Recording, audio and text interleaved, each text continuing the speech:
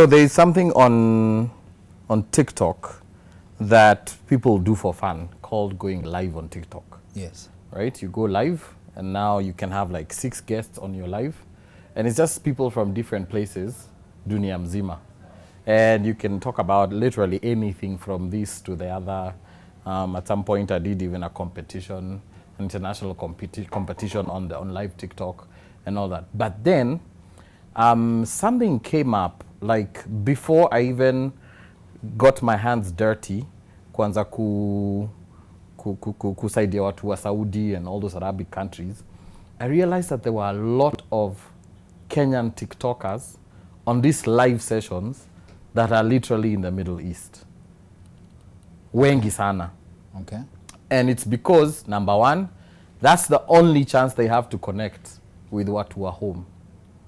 Hiyo ni moja. Ya pili, it's a way of releasing stress. Right? So they will be there. Utakutana nao mpaka hadi saa 9 ya usiku. Saa 10 huko. Just people on their beds, but ako live TikTok. Ukisema hivyo unajua PS wa interior anauliza wao ufanya kazi saa ngapi? They do work. PS wa foreign affairs. They do work. They do work. Yeah. Ukipata time tu kidogo when you're now resting for your 2 hours. Some of them even do wanafanya kazi yao while they are on live TikTok. Yeah. Yes. And I realized that there is ni wengi, number one. So inawasaidia na stress, inawasaidia na connect na watu nyumbani. Yeah. Then on this particular evening, I think this was a month of me realizing that there were a lot of people in Middle East huko Warabuni wenyoko on live TikTok. And also my fans, a very good load of the ones who type ha ha ha wako huko. I mean, it's comic relief. They're happy that unaona mtu amekuandikia hapo, I had a very bad day. Thank you for making me laugh. So you're like, yeah, awesome. At least I served my purpose. Yes. Kidogo. So I got, so if he's gonna be live on TikTok, Yes. he will share to me, to you, to all these other people. Yes. So yes. I kept seeing a couple of people sharing a particular live from one person. Alvan, ebu ingia live. Literally, it was this girl. She was in Lebanon, who had kemboid. I don't know kama mnajua kukemboid kwa nini. Like running away from Jobo penye alikuwa. Yes. And it's because, number one, okay, she had worked there for at least a year in this family. And I mean, nyumba zenye wanafanya kazi kwazo niga ifafa mwadhani. What? Like 1 person 4 floors. Okay? Yes. Unaamka asubuhi unaanzia juu. Unaosha kila kitu, vyombo dada, you have to cook at the same time, blah blah blah blah. So if you try to show that umechoka ama you are angry because ama on top of that, these guys are speaking to you in a language that you don't understand. And if you don't get that she's asking you ama wanaitaje Waiguru ama Waititu, those are the words that they use. Waiguru I think is the man, Waititu no, it's the other way around. Even ndio wanaita wadosi wao. Wadosi wao. So kuna Waiguru na Waititu. Yeah. Those are the names. So kama Waiguru amekuambia uende umletee pan na amekuambia you know, like you're supposed to know what that means. Yes. Usiposhika you know, it's not, there are some bosses who are just absolutely nonsensical. What our chapa, they slap them, mangumi, sijui what. So this girl that I was being shared live yake, she had kemboid, she had run away from a family that she worked for a whole year. Na hiyo siku alilimwa. Kulimwa gani? See you. No, sorry. I just need to clarify. Okay. Alipigwa. Because nilisikia hata hiyo ingine ni another conversation. Yeah, but they're also when you wanakuanga raped. Yes. Okay? That's horrible. Yes. Yes. Saizi, like, I'm even afraid to go, because I opened up a WhatsApp group, and it has like 1,200 of watu wenye wako huko. So the horror stories that are in there, they're terrible. So msichana, the first highlight, new dame that alikuwa anahepa. Ametoka kulimwa. She managed to get into the room, akachukua phone yake, kajifanya anapeleka takataka nje ya nyumba. Sawa. Yeah, so this girl has just run away from the home she's worked in for a whole year. Now she's on the streets, she's running. Yeah. She had some data na alikuwa on live TikTok telling guys I need people who wako Lebanon who can help me out. So someone shared the live, so I got on. The thing about when I go live, I will probably have, you know, a larger number of people on my live TikTok because of the following. So with that little influence that I have hapo, I managed to ask guys, nani yako Lebanon? Right? And I got about 20 people. Some of them were an hour away, 20 minutes away, 45 minutes away, depending on like a taxi ride. So we are on one side talking with this lady, right? Because I got her number now from the live, and also trying to talk to the people who are around her, ndio akuwe rescued. Now, what happens is that she runs, akakutana na Msudanese pahali, ndio apate wifi. She ran out of data. Huyo Msudanese akamfungulia, ndio akamsaidia na wifi, na alikuwa anashinda akimwambia ingia bafu uoge. So dem anajiuliza, naulizwa niingie kwa bafu kwa nini? I just wanted wifi. So she's afraid, she's young. She's 22 years old. She's afraid sababu huo Msudanese alirudi akatoka na akafunga gate. Dem akafungiwa ndani. And the guy kept calling some other guy wakiwa tu hapo wakimwambianga akuje. So she felt like she was really in danger. So I managed this time you're following this live? Yes, I'm doing live, and at the same time I'm like trying to get all the help I can using my phone on WhatsApp and the people we are talking to when wako karibu. It took us ilikaa mpaka to jioni late, up to like 7:30. It was getting dark also on her side, and then eventually we got this other lady who managed, I think she was 20 minutes from where she was. Akachukua cab kutoka huko, akapatiwa gari na bosi yake. Na dereva. So they went to look for this girl. Now remember, amefungiwa ndani ya nyumba, si ndio? Yeah. Amefungiwa ndani ya compound. Ule jamaa Msudanese akarudi, akafungua, na walikuwa wangapi? Wawili. And akazia ingia ndani uoge, as in get in and shower. It's like, I don't need to shower. She pretended in a way like she wanted to check something outside. Yeah. Alipopita tu hivi gate mbio. She ran. Now remember, wifi imekatika. She doesn't have airtime either. Na data imekatika. How do we get her? Fortunately, we had managed, alikuwa ameongea na ule mwenye alikuwa 20 minutes away, long enough to know the general location na pin walikuwa wametumiana. So she's literally on the streets, na mcall, she's on the streets na anatafuta hawa wa Kenya wenzake, right? And for some very good chance and what do you call, inaitwa nini hiyo? Kismat ama ni serendipity. Na serendipity hapana. I think it's just God. They saw each other kwa barabara. Where are you nani? I am nani. Ni wewe nilikuwa natafuta. They went, they sent me a photo wakiwa kwa cab. And since then she's been safe. Okay. With this lady, she's staying there. She left her passport. She left her clothes. She left all her documents. And going back to that other home, this is the danger of doing that. Usually ukijaribu kurudi huko, boss anaweza kuitia polisi, and they will put up a fictitious story. Yeah. What a fake story kwamba uliiba ama whatever, ufungishwe. Na ukishafungishwa kutoka huko ni nani anakujua, sababu madem hata wakijaribu kupigia agent mwenye aliwapeleka huko ni blue ticks na matusi. Embassies za hizi nchi ziko huko nje, they are absolutely useless. I will say to their faces, useless embassies. Aya, na ukisema Yes. hivyo, you say that one of the girls who went to rescue her had been given a car by her boss. Yes. So does this mean that there are good bosses in the same Middle East countries? I don't want to look at the good bosses. I want to look at the people who are dying. That's where my focus is. Because I'll tell you why I'm on that side. Chepkemoi, when she was coming here, alipoland, there was a bunch of other girls who were leaving. But on the same plane, akikuja, was a body bag. of msichana amekufa akiwa wapi huko. Yeah. Now the things that lead them to death is bad bosses, malnutrition, being overworked, underpaid. Unasikia dem ati ametoka Kenya, ulichukuliwa na ka agent hapa mtaa, si ndio?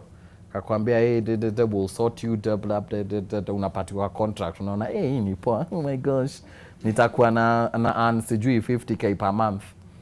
Hiyo ilikuwa ya kufunga macho ukitoka hapa. The moment you land to the other side, hiyo inachukuliwa, unapatiwa Kiarabu.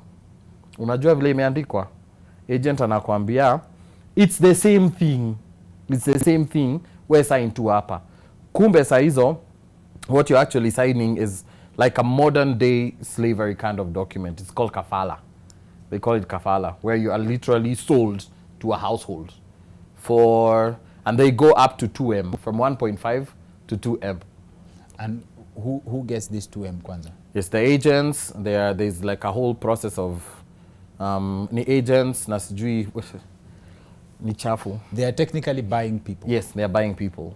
So now jaribu kama this girl that we were saving in Lebanon, jaribu kutoka. They would never let you go. Because they own you. They own you. And if you try to leave, watajaribu kukuplead uende ufanye kazi kwa nyumba ya labda ya mama ya mdosi. But you should never leave that family. The moment you start saying you want to leave, hapo ndio shida uanza. Au ulimwa, unafungiwa kwa room for like 4 days without food and water.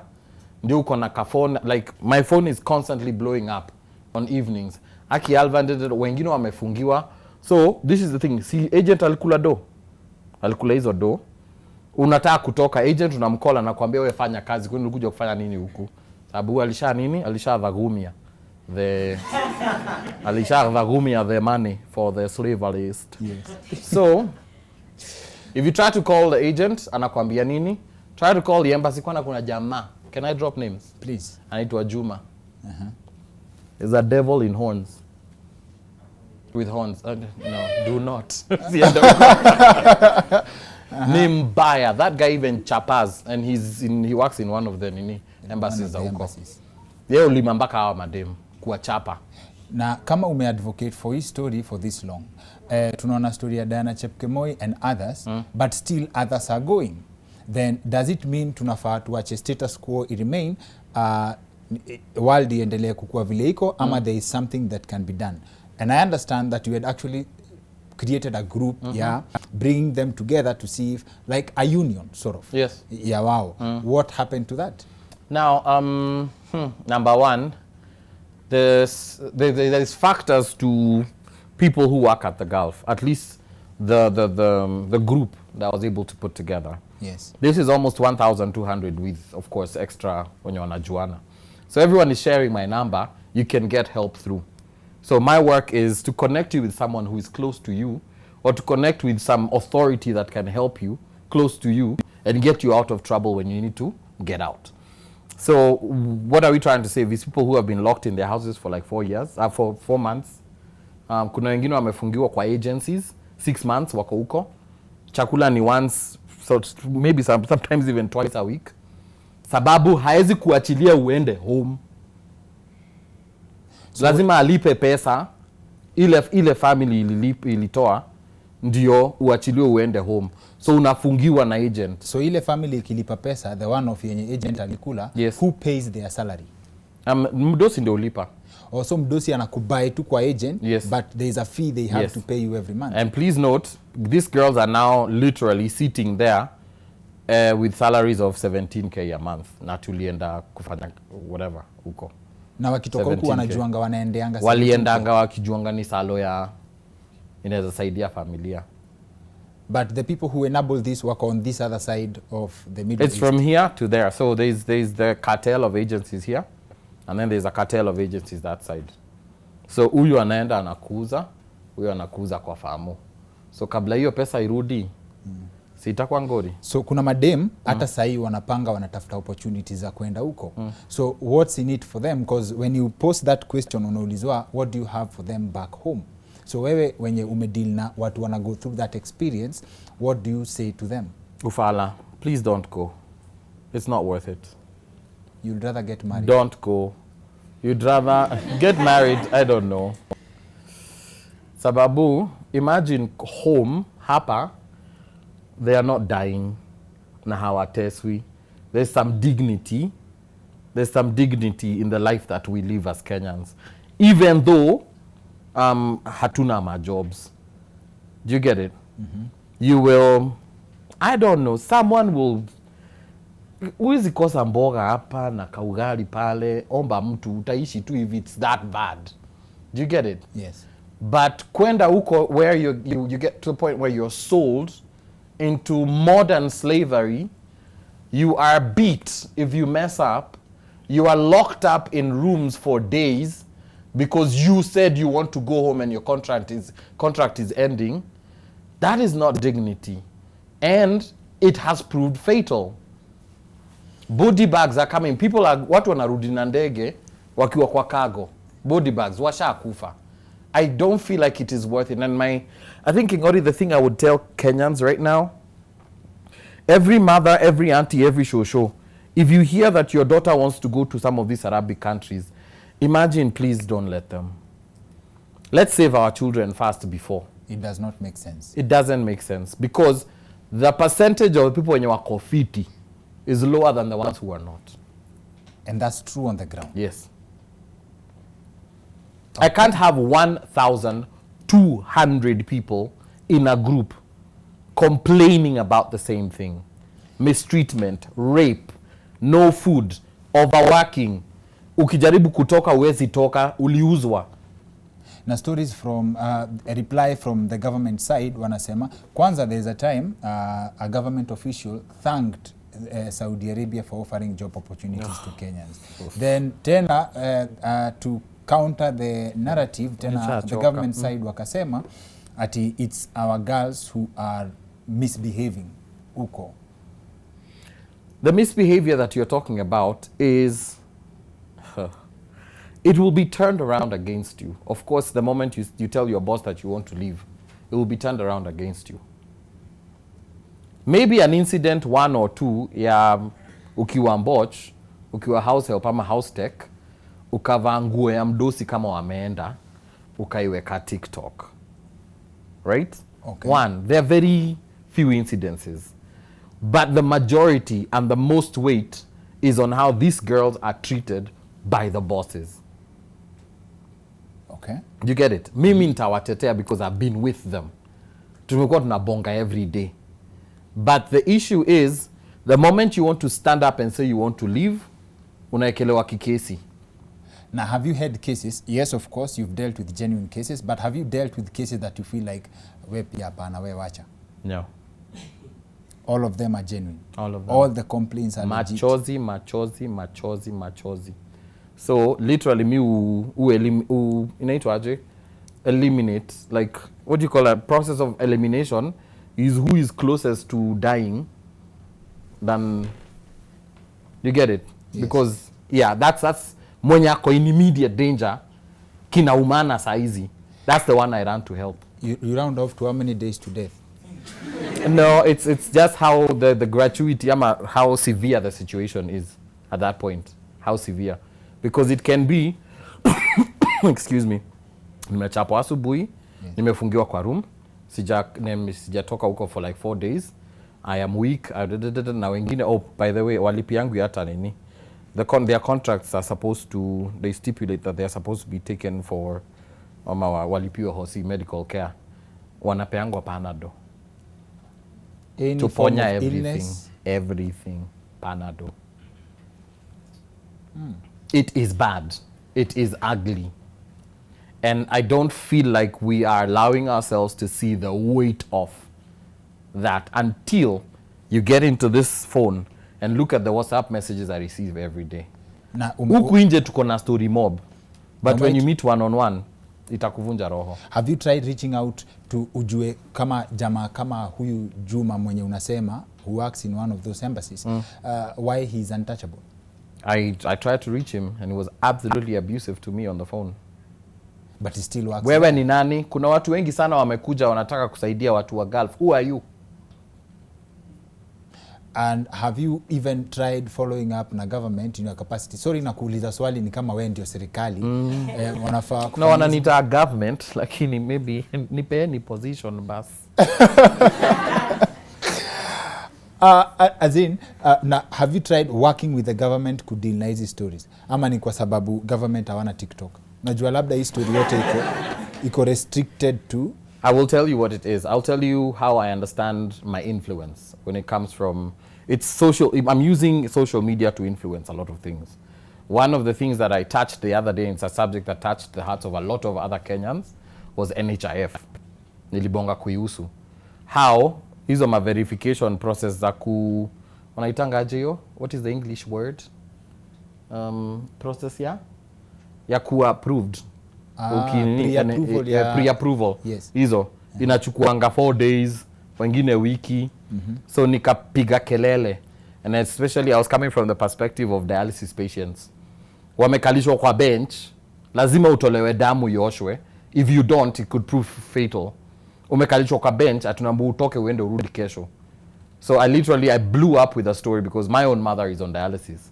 So I blew up with that story, and the next thing you know, I had a letter of apology from NHIF. They apologized to you? To me and my mother. Okay. Which I took that letter and I slapped them to their face with it. Nikawaambia, so sawa ndio mimi mnani apologizeia sababu niko na sauti. Na mwenye hana sauti nani atamsikiza? It's because I have a following and I'm articulate and I am loud. That's why you're apologizing to me, so that you can make it look good. Who is going to apologize to the people who don't have a voice? Whose mothers are seated in hospital beds ama baba zao, mabilis na accumulate. Basi, so that influencing the government, that's why wanaita Mr. Government, through making noise on social media or talking about the plight of the common mwananchi. So and I have noticed that it does work. It does work. Hapa kwa Gulf ndio kidogo kuna kuvurutana because hapa sijui ni shetani gani yako hapo, because gosh, even like everyone showed up for Chepkemoi. That was awesome. But no one is touching what needs to be handled. Okay. Hakuna mtu anaiguza. Chepkemoi were all there kwa airport. Silituona si wote. No, I was not there, but you saw all of us. Oh, Chep, oh my gosh, you've gone through a lot. And even the girl herself, she was trying to articulate what was going on. Yes. And it's like, alibebwa tu, wenda nyamaza utulie huko. You know, just enter home. Yeah. And ikaishia hapo. No one picked up that story again. And everyone, like, you could see them wanjishikilia Chep nika alikuwa enda kukufa. This girl is alive. There are girls who can't come home because wamefungiwa kwa majela. So you will feature on TV in front of cameras. Like, Chep, oh my gosh, I'm so happy you're home. Oh my gosh, we really prayed for you to come home. And then, what next? And that's where I feel like this government just needs to... Mia niko nangoje hii government mpya ya huru baro. Idea, or at least in the first... I was hoping I was going to hear that in the president's voice. About that. Because wanaenda kukufa, walai. Wanaenda kukufa. Na hakuna na ni stories za everyday zenye other than hiyo ya Chepkemoi yenye ime reach media. Ulisema Chepkemoi alikuwa highlight juu ya social media, but walikuwa na body bag who no one cared to know. Yes. No one cared to know who that was and what happened. You guys saw even another one. I think it was like a week later. Mwingine alikuja na nini? Wheelchair. Okay. So what can we do? What can we do? I just want to make watch show like, leo. Nasikia kupiga nduru kwanza. You know, like, what is nitembea kutao? Kupiga nduru. Why guy, why Mike, they are dying.